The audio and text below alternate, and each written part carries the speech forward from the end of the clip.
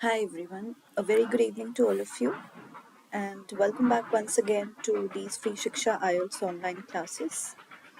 So far we have finished the reading and the listening module, and writing also we have finished for academic section writing task 1, that is report writing.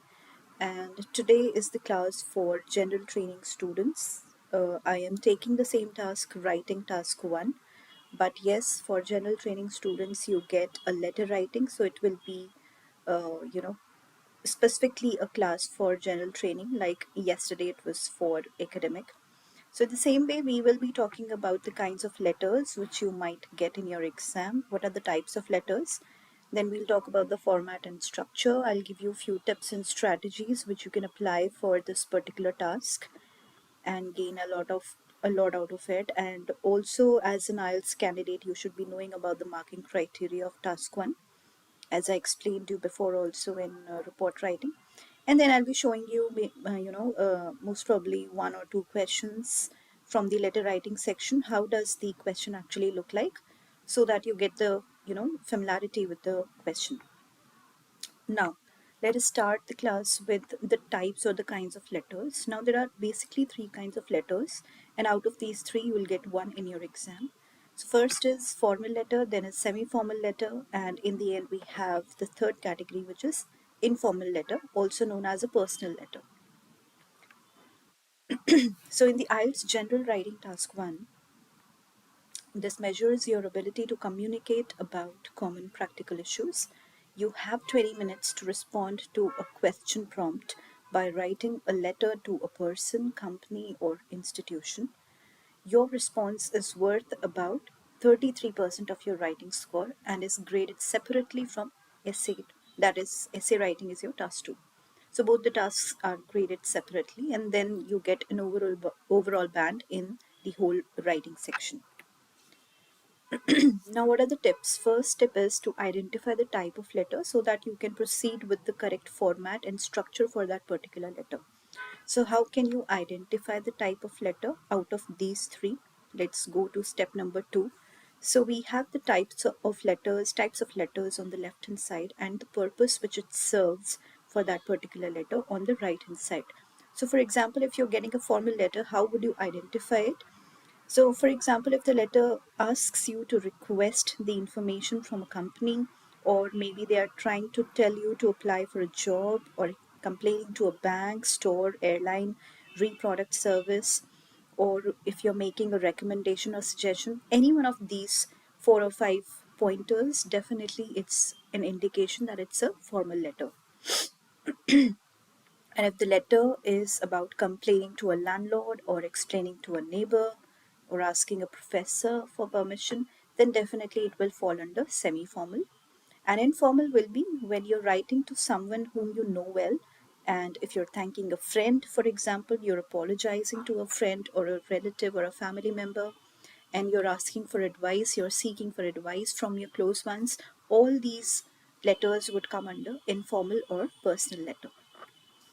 Now, open and close the letter correctly. This is the third tip. Why? Because it's a part of your format where you will be evaluated on the basis of the structure of the letter.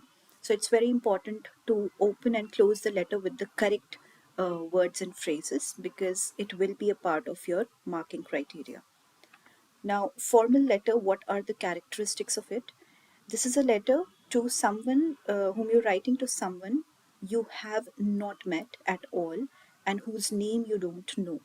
Okay, so you will start with Dear Sir, Madam, Sir or Madam. So you have to write it in the same way slash Madam until unless the name of the person is already given in the letter.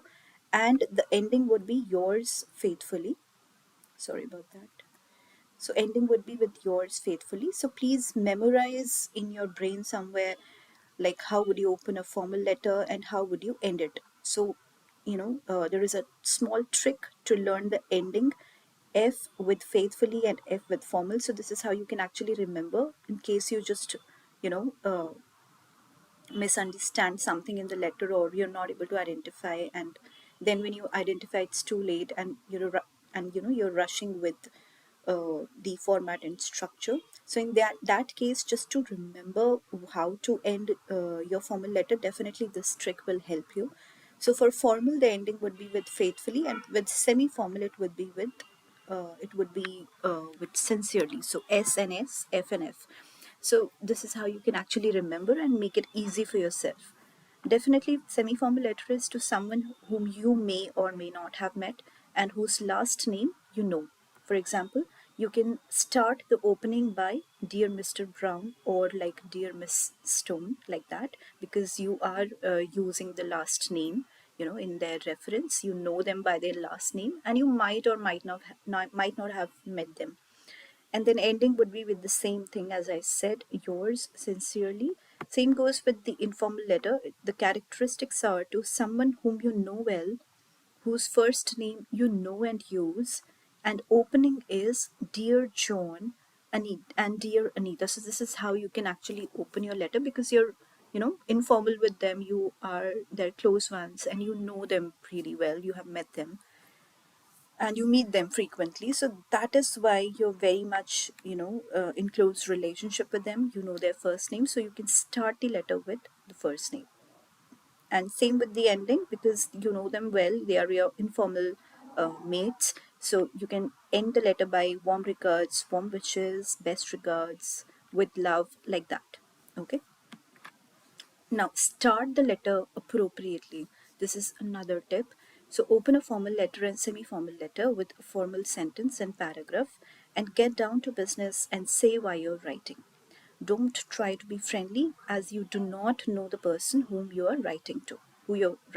Okay, so definitely this is one of the biggest tips which I can give you here for formal and semi-formal, and these are few of the phrases which you can use, and you can get a better band by using and actually initiating the letter with the correct sentence. Because initially, only if you get the sentence wrong in your letter, that will give the examiner the impression that uh, yeah, it will give the examiner an expression that maybe you do not know the format or structure, and definitely he would not like to read the rest of your letter if the first thing goes wrong. So definitely you do not want that. So your initial crown of the letter, that is your introduction, should be well versed.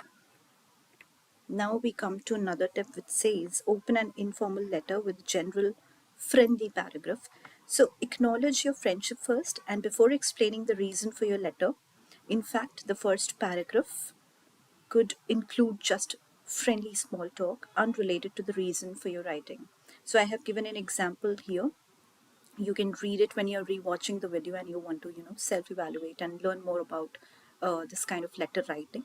So definitely you can just see in the paragraph how I have actually given a friendly talk first before actually going to the purpose of the letter. Now, the next step is learn and use standard written phrases. So, in English letter writing, we use a number of standard expressions and phrases. These not only save time and effort, but also make it easier for the reader to understand our meaning. You can add on the specific information you wish to communicate to these standard phrases. Okay. And then you can also see the list of useful expressions below. So I have listed down some expressions and phrases which you can memorize out of some of them, and maybe you can try to use it in your practice session and of course your exam. Now, next is spell commonly used words correctly. So, learn and practice the correct spelling of words you are likely to use on the exam day. And examples are sincerely, faithfully, in connection with, apologize, and so on. Okay? All right.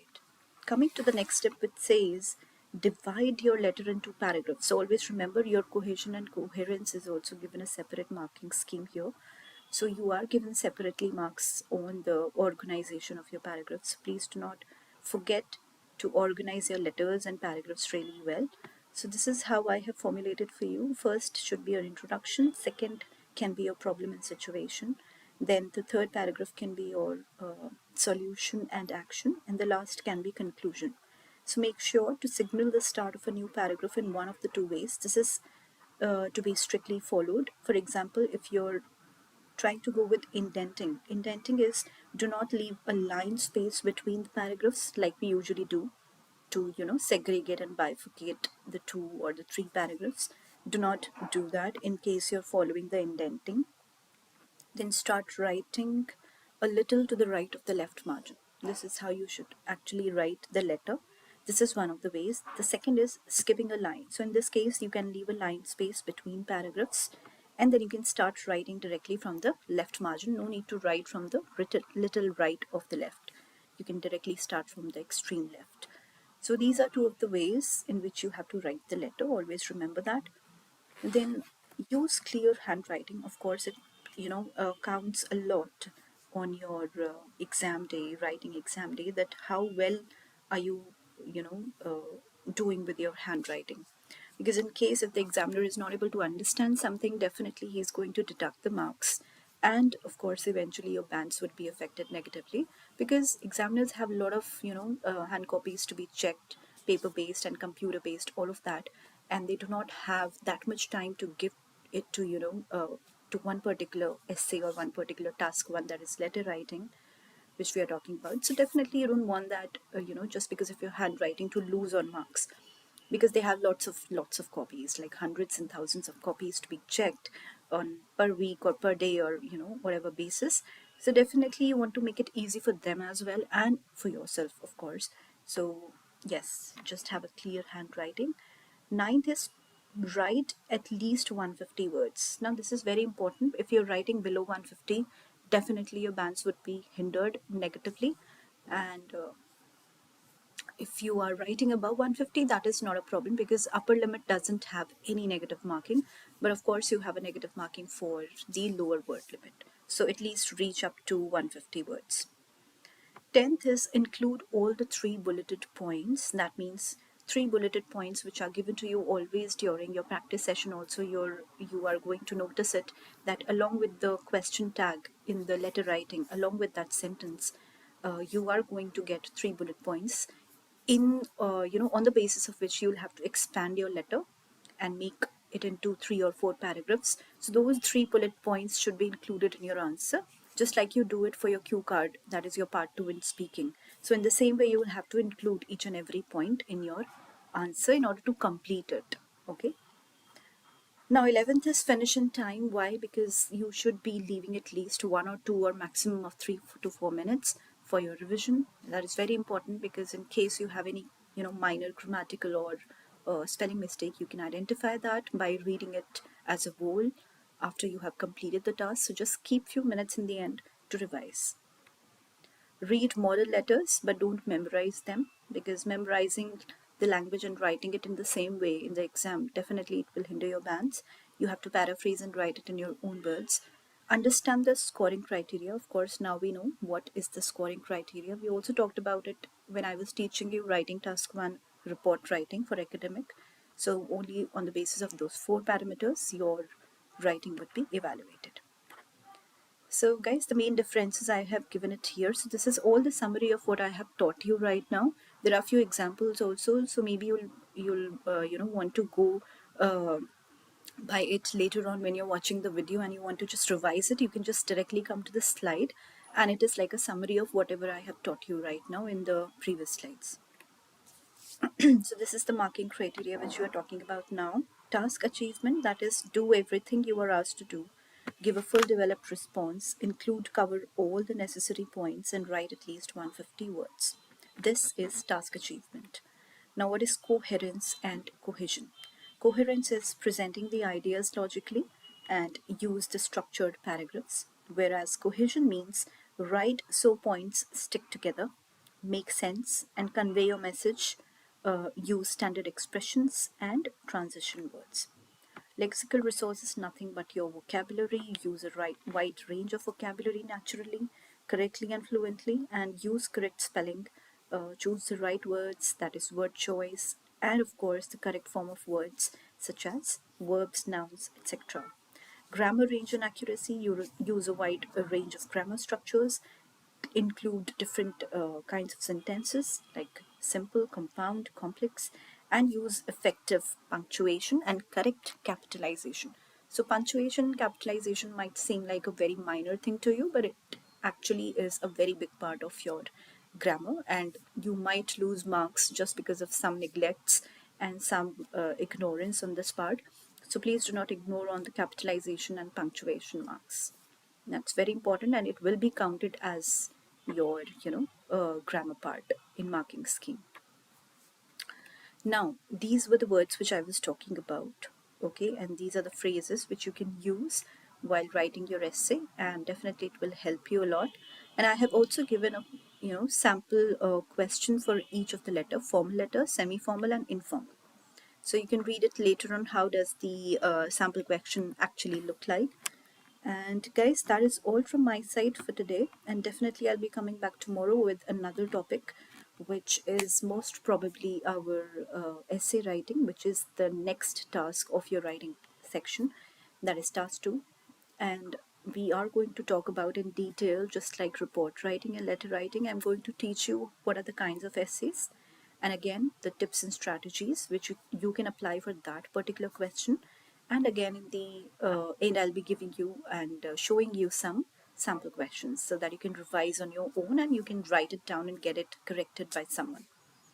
Right, so guys, if you have any question regarding this video, definitely please do not hesitate to put it down on the comment section. I shall see you tomorrow at the same time with another section with a fresh new video on writing task 2, that is essay writing. Till then, keep practicing for your IELTS, and thank you so much.